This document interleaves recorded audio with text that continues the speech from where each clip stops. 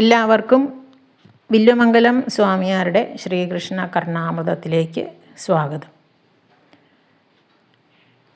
തെളിഞ്ഞ പൂനിലാവ് പൊഴിയുന്ന ശരത്കാല രാത്രിയിൽ രാസക്രിയയുടെ ആരംഭിക്കുന്നതിന് മുമ്പ് ശ്രീകൃഷ്ണൻ കാട്ടിൽ ചെന്നിട്ട് ഓടക്കുഴൽ വിളിച്ചു എന്ന് നമ്മൾ കേട്ടിട്ടുണ്ടല്ലോ. ആ വേണുഗാനം ചെയ്തതിനെയാണ് കവി ഇവിടെ ഒന്ന് സൂചിപ്പിക്കുന്നത്. ആ വേണുഗാനം കേട്ടപ്പോൾ ഗോപസ്ത്രീകൾ എന്ത് ചെയ്തു അതൊക്കെ നമുക്കറിയാം. പക്ഷെ ആ ശ്ലോകത്തിൽ എന്താണ് പറയണത് എന്നൊന്ന് നോക്കാം. ഇത് ശ്രദ്ധര വൃത്തത്തിലാണ് എഴുതിയിട്ടുള്ളത്. യദ്വേണുശ്രേണിരൂപസ്ഥിത സുഷിരമുഖോദ്ഗീർണനാദപ്രഭിന്ന ഏണാക്ഷ്യസ്തൽക്ഷണേന ത്രുടിത നിജപതി പ്രേമബന്ധാ ബഭൂവുഃ. അസ്തവ്യസ്താളകാന്താ സ്ഫുരദധരകുജദ്വന്ദ്വനാഭിപ്രദേശാഃ കാമാവേശപ്രഗൽഭപ്രകടിതപുളകാ പാതു പീതാംബരോ നഃ. വംശീദ്വാരത്തിലൂടെ സുമധുരമൊഴുകും വേണുഗാനം ശ്രവിക്കേ ഗോപസ്ത്രീ വൃന്ദമെല്ലാം നിജപതിയുടെ സത്പ്രേമബന്ധം മറന്നു. കാമത്താൽ മഗ്നരായി കുറുനിര അധരം നാഭിദേശം കുജങ്ങൾ രോമാഞ്ചം കൊള്ളുവതാക്കും വ്രജകുലപതി ഈ നമ്മെ രക്ഷിച്ചിടട്ടെ. ഏതൊരു ശ്രീകൃഷ്ണൻ്റെ ഓടക്കുഴലിന്മേലുള്ള ആ നിരന്ന തുളകളിൽ നിന്ന് പൊങ്ങുന്ന നാദം കേട്ടിട്ടാണോ ഹൃദയമിടിപ്പ് വർദ്ധിച്ചിട്ട് ആ അമ്പാടി വൃന്ദാവനത്തിലുള്ള ഗോപസുന്ദരിമാരെല്ലാവരും ഉടനെ അത് കേട്ട അപ്പം തന്നെ അവരവരുടെ ഭർത്താക്കന്മാരെയും കുട്ടികളെയും എല്ലാം ഉപേക്ഷിച്ച് കാമാവേശത്തോടെ രോമാഞ്ചം കൊണ്ട് ഓടിയണഞ്ഞു. ആരുടെ അടുത്തേക്കാണോ ഓടി അണഞ്ഞത് ആ മഞ്ഞപ്പട്ടുടയാടെ അണിഞ്ഞ ശ്രീകൃഷ്ണൻ നമ്മെ രക്ഷിക്കട്ടെ എന്നാണ് ഈ ശ്ലോകത്തിൽ വില്വമംഗലം പറയണത്. അടുത്ത ശ്ലോകം ശ്രീകൃഷ്ണനെ ഒരു ഇന്ദ്രനീല രത്നമായിട്ട് സങ്കല്പിച്ചിട്ട് വർണ്ണിക്കുന്നതാണ്. അത് നമ്മൾ കേട്ടിട്ടുണ്ടല്ലേ.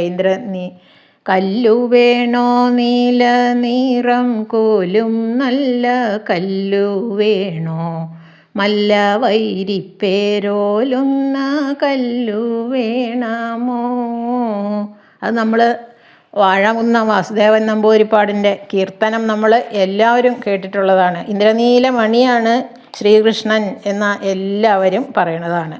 അത് വില്വമംഗലവും അങ്ങനെ പറഞ്ഞിട്ടൊരു ശ്ലോകം രചിച്ചിട്ടുണ്ട്. അത് നമ്മൾ എങ്ങനെയൊക്കെയാണ് അത് പറഞ്ഞിട്ടുള്ളതെന്ന് നമുക്ക് നോക്കാം. അതും ശ്രദ്ധര ശാർദൂല വിക്രീഡിതം വൃത്തത്തിലാണ്. ദേവക്യാ ജഠരാഗരേ സമുദിതഃ ക്രീതോ ഗവാം പാലിന നന്ദേനാനകദുന്ദുഭേർനിജസുതാപണ്യേന പുണ്യാത്മനാ ഗോപാലാവലിമുക്തഹാരതരളോ ഗോപീജനാലങ്കൃതി സ്ഥേയാദ്വോ ഹൃദി സന്തതം സുമധുര കോപീന്ദ്രനീലോമണി.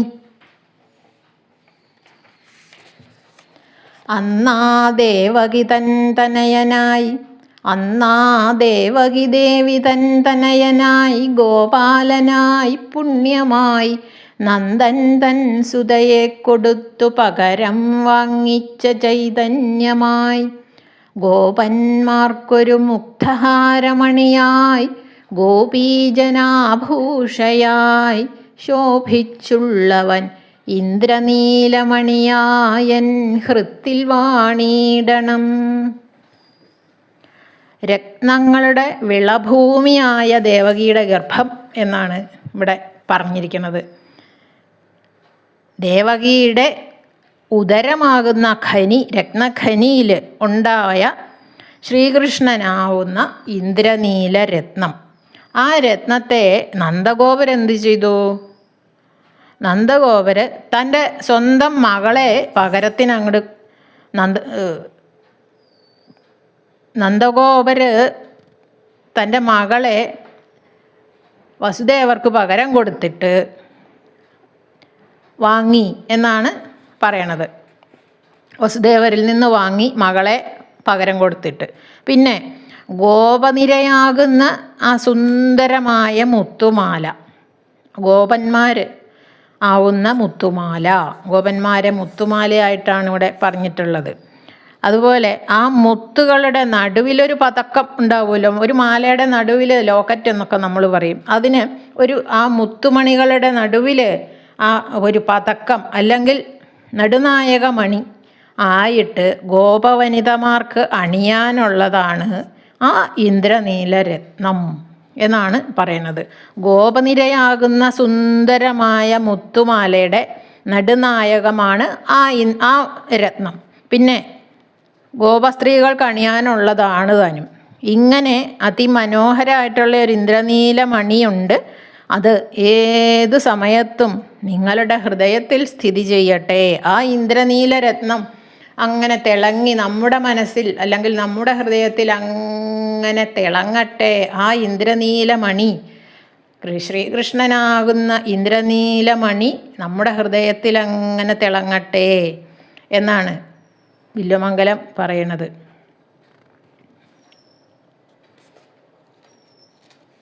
അടുത്ത ശ്ലോകം നോക്കാം. വാഴകുന്നത്തിൻ്റെ ആ കീർത്തനത്തിൽ തന്നെ പറയുന്നുണ്ട്, ഹൃദയത്തിൽ ധരിപ്പോരേ മായാബന്ധം മുറിച്ചൂടൻ മൂതാബ്ധിയിലാഴ്ത്തിയിടുമാ കല്ലു വേണമോ. അല്ലേ, ആ ഹൃദയത്തിൽ നമ്മുടെ ഹൃദയത്തിൽ ആ ഇന്ദ്രനീലമണി ധരിച്ചിട്ടുണ്ടെങ്കിൽ നമ്മൾ മുദാബ്ധിയിൽ ആണ്ടുപോവും. മോദം അല്ലെങ്കിൽ നമുക്ക് സങ്കടങ്ങളേ ഉണ്ടാവില്ല എന്ന് ചുരുക്കം.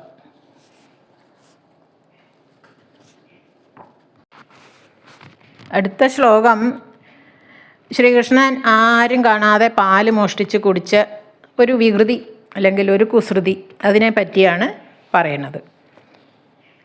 പീഠേ പീഠനിഷണ്ണ ബാലകകളെ തിഷ്ഠൻ സഗോപാലകോ യന്ത്രാന്തസ്ഥിതദുഗ്ധഭാണ്ഡമകൃ അപകൃഷ്യാച്ഛാദ്യഖണ്ഡാരവം. ഇടയ്ക്ക് പുറത്തൊരാൾ വന്നു ബെല്ലടിച്ചപ്പോൾ ഞാൻ ശ്ലോകം ചൊല്ലിയത് തെറ്റിപ്പോയി. ആദ്യമേ ചൊല്ലാം. 97-ാമത്തെ ശ്ലോകം. അത് ശാർദൂല വിക്രീഡിതം വൃത്തത്തിലാണ്. പീഠേ പീഠനിഷണ്ണ ബാലകകളെ തിഷ്ഠൻ സഗോപാലകോ യന്ത്രാന്തസ്ഥിതദുഗ്ധഭാണ്ഡമപകൃഷ്യാച്ഛാദ്യഖണ്ഡാരവം വക്ത്രോപാന്തകൃതാഞ്ജലി കൃതശിരഃ കമ്പം പിബൻ യപ്പയഃ പായാദാഗതഗോപികാനയനയോർഗണ്ഡൂഷഭുൽക്കാരകൃത്.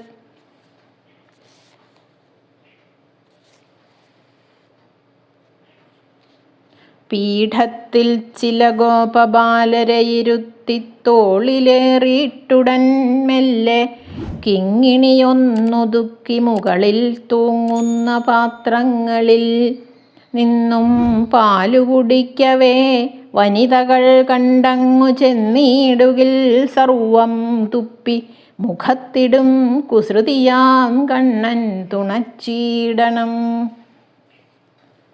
അപ്പം അതിലെന്താ പറഞ്ഞേക്കണേന്നിപ്പോൾ ആ തർജ്ജമ വായിച്ചപ്പോൾ മനസ്സിലായി അല്ലേ. ഒരു സ്റ്റൂളോ അല്ലെങ്കിൽ അങ്ങനെ കയറി നിൽക്കാൻ ഒരു ഉപകരണം എടുത്ത് വെച്ചിട്ട് അതിൻ്റെ മീതെ ഒരു ഗോപാലൻ ഇരിക്കും. അവൻ്റെ കഴുത്തിൽ കൃഷ്ണൻ കയറും. എന്നിട്ട് ഉറിയിലുള്ള പാൽപാത്രം അങ്ങോട്ട് ചെരിക്കും.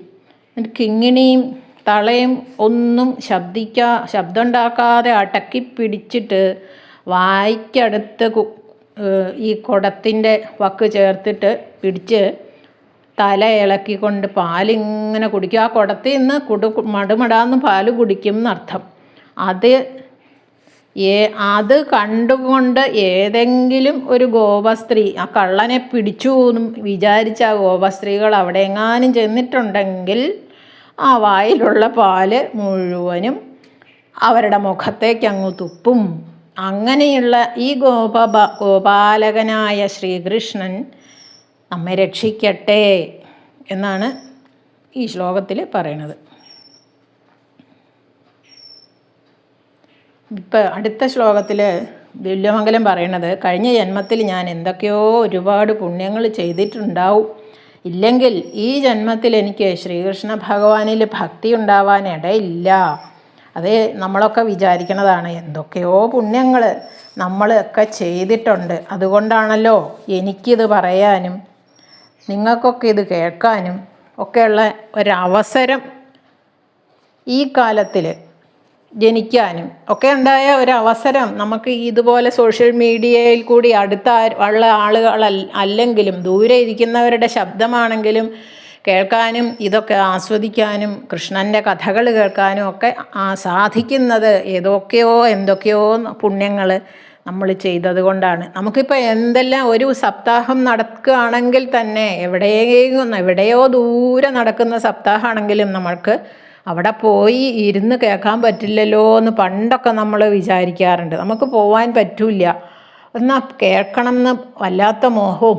പക്ഷേ ഇന്ന് നമുക്കത് കേൾക്കണമെങ്കിൽ ഒരു വിഷമവും ഇല്ല, ഒരു വിരൽത്തുമ്പ് അനക്കിയാൽ മതി, അല്ലേ? അതാണ് നമ്മുടെ ഭാഗ്യം. നമ്മൾ എന്തൊക്കെയോ പുണ്യങ്ങൾ ചെയ്തു വച്ചിട്ടുണ്ട് എന്ന് പറയാതെ വയ്യ. അതാണ് വില്വമംഗലവും ഇവിടെ പറയണത്. അത് നോക്കാം. യജ്ഞൈരീജിമഹേ ധനം ദദിമഹേ പാത്രേഷു നൂനം വയം വൃദ്ധാൻ ഭേജിമഹേ തപശ്ചകൃമഹേ ജന്മാന്തരേ ദുഷ്കരം യേനാസ്മാകമഭൂതനന്യസുലഭാ ഭക്തിർഭവദ്വേഷിണീ ചാണൂരദ്വിഷി ഭക്തകൽമഷമുഷി ശ്രേയഃപുഷി ശ്രീജുഷി. മുജ്ജന്മങ്ങളിൽ യാഗവും പലവിധം ദാനാദികർമ്മങ്ങളും നിത്യം ചെയ്തവനാണു ഞാൻ, അതിലെനിക്കില്ലില്ല കില്ലൽപ്പവും. അല്ലാതീ ദൃഢഭക്തി എന്നിലുളവാകാനില്ല മൂലം, നിജം ചാണൂരാരി രമാപതേ ചാണൂരാരി രമാപതീ അഖഹരൻ കണ്ണൻ തരും സൗഭഗം. ഞാൻ വേറെ ഏതോ ഒരു ജന്മത്തിൽ വളരെ യാഗങ്ങൾ ചെയ്തിട്ടുണ്ട്. ദാനയോഗ്യതയുള്ളവർക്ക് തീർച്ചയായും ധനം ദാനം ചെയ്തിട്ടുണ്ട്. ദാനം ചെയ്യുമ്പോൾ ആ ദാനം മേടിക്കാൻ യോഗ്യതയുള്ളവർക്ക് കൊടുക്കണം എന്നാണ് പറയാറ് ആചാര്യന്മാർ. അതിന് അർഹതയുള്ളവർക്കേ അത് കൊടുക്കാൻ പാടുള്ളൂ എന്ന് പറയാറുണ്ട്. നമ്മൾ എന്ത് സാധനമാണോ കൊടുക്കുന്നത് അത് മേടിക്കാൻ അർഹതയുള്ളവരാരാണെന്ന് വെച്ചാൽ അവർക്കേ അത് കൊടുക്കാൻ പാടുള്ളൂ. അങ്ങനെ ഞാൻ എന്തൊക്കെയോ യാഗങ്ങളും യജ്ഞങ്ങളും ഒക്കെ ചെയ്തിട്ടുണ്ട്. അതുപോലെ വൃദ്ധന്മാരെ ഭജിച്ചിട്ടുണ്ട്. കഠിനമായിട്ട് എന്തൊക്കെയോ തപസ്സുകൾ ചെയ്തിട്ടുണ്ട്. അതുകൊണ്ടാണ് എനിക്ക് ഈ ചാണൂരൻ എന്ന മല്ലനെ കൊന്നവനും അതുപോലെ പുരുഷാർത്ഥം നൽകി അനുഗ്രഹിക്കുന്നവനും ഒക്കെയായ ഈ ലക്ഷ്മീകാന്തനായ ശ്രീകൃഷ്ണൻ്റെ പേരിൽ ഇത്രയും ഭക്തി ഉണ്ടായത്. ജനനത്തെ മരണത്തെ ഇല്ലാതാക്കുന്നവനാണ്. മറ്റൊന്നുകൊണ്ടും ലഭിക്കാത്ത ഭക്തി എനിക്ക് ഉണ്ടായത്, ഈ ഒരു കൃഷ്ണനിൽ എനിക്ക് ഇങ്ങനെയുള്ള ഭക്തി ഉണ്ടായത് ഞാൻ ഇതുപോലെ എന്തൊക്കെയോ സത്കർമ്മങ്ങൾ ചെയ്തതുകൊണ്ടാണ്. അല്ലാതെ ഇങ്ങനെ ഒരു ഭക്തി ഉണ്ടാവാൻ വഴിയില്ല എന്നാണ് വില്വമംഗലം പറയണത്. അത് നമുക്കൊക്കെ അറിയാം, അല്ലേ? നമ്മൾ പറയാറില്ലേ, എന്തൊക്കെയോ പുണ്യം ചെയ്തിട്ടുണ്ട് കഴിഞ്ഞ ജന്മം എന്ന് നമ്മൾ ചില കാര്യങ്ങൾ പറയുമ്പോൾ പറയാറുണ്ട്, അല്ലേ? അതുതന്നെയാണ് ഈ ശ്ലോകത്തിലും പറയുന്നത്. അതിന് അർത്ഥം എന്താ വെച്ചാൽ സൽക്കർമ്മങ്ങൾ ചെയ്യാതെ ആർക്കും ഭക്തി ഉണ്ടാവില്ല ഒരിക്കലും. ഭക്തി ഇല്ലാത്തവരെ നമ്മൾ കാണുന്നുണ്ട്, അല്ലേ? എത്രയോ പേര് ഈശ്വരൻ ഇല്ല എന്നും പറഞ്ഞ് ഒരു ഈശ്വര വിചാരം ഇല്ലാതെ നടക്കുന്നതും ദുഷ്കർമ്മങ്ങൾ ചെയ്യുന്നവരെയൊക്കെ നമ്മൾ കാണുന്നില്ലേ. അപ്പോൾ അവർ മുജ്ജന്മങ്ങളിലൊന്നും ഒരു സുഹൃതവും ചെയ്തിട്ടില്ല എന്ന് നമുക്ക് ഈ അവരുടെ പ്രവൃത്തികൾ കാണുമ്പോൾ മനസ്സിലാവും. അടുത്ത ശ്ലോകങ്ങൾ നമുക്ക് അടുത്ത തവണ നോക്കാം. എല്ലാവർക്കും നന്ദി, നമസ്കാരം.